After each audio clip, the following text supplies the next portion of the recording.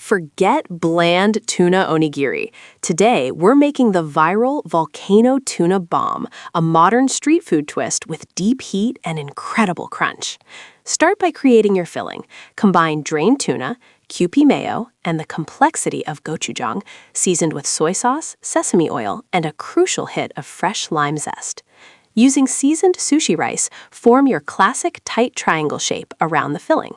Now for the secret crust. Press the edges firmly into a mix of crushed nori and toasted sesame seeds. This specialized coating locks in the rice and gives us that crucial street food texture.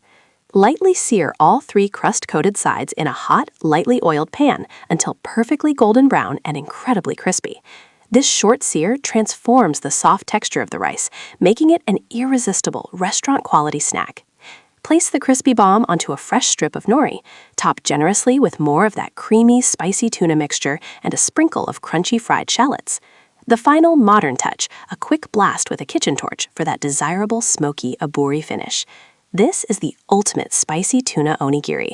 Crispy, smoky, intensely flavorful, and unlike anything you've had before. Get ready for your new obsession.